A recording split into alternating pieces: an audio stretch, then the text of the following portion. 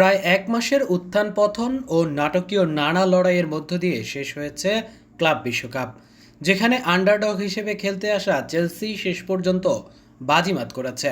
ফাইনালে ফেভারিট পিএসজিকে রীতিমতো ৩-০ গোলে উড়িয়ে দিয়েছে তারা।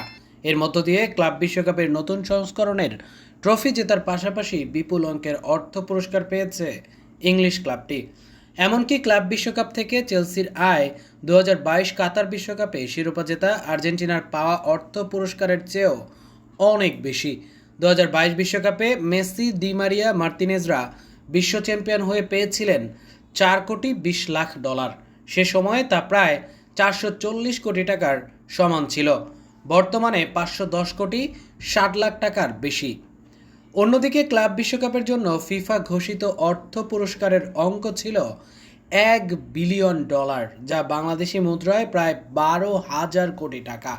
যেখান থেকে চ্যাম্পিয়ন চেলসি সব মিলিয়ে পেয়েছে $11,30,00,000, বাংলাদেশি মুদ্রায় প্রায় ১,৩৩৭ কোটি টাকা, যা বিশ্বকাপ জিতে আর্জেন্টিনার পাওয়া অর্থ পুরস্কারের চেয়ে দ্বিগুণেরও বেশি।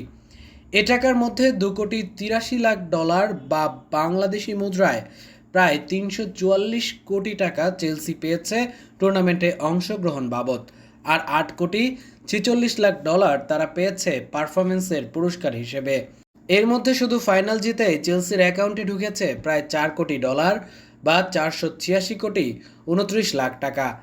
রানার্স আপ পিএসজির পকেটেও অবশ্য কম ঢুকেনি। ফেভারিট হিসেবে খেলতে এসে ফাইনালে হারা পিএসজি পেয়েছে $10,58,00,000 বা ১,২৮৬ কোটি টাকা। অর্থাৎ ক্লাব বিশ্বকাপের ফাইনালে হেরেও পিএসজির আয় বিশ্ব চ্যাম্পিয়ন আর্জেন্টিনার দ্বিগুণের চেয়ে বেশি। প্রতিযোগিতা থেকে তৃতীয় সর্বোচ্চ আয় স্প্যানিশ জায়ান্ট রিয়াল মাদ্রিদের। সেমিফাইনাল খেলা দলটি পেয়েছে $8,97,00,000 বা ১,০৯১ কোটি টাকা। আর চতুর্থ স্থানে আছে অন্য সেমিফাইনালিস্ট ফ্লুমেন্স, যারা পেয়েছে $6,৮০,00,000 বা ৮২৭ কোটি টাকার মতো।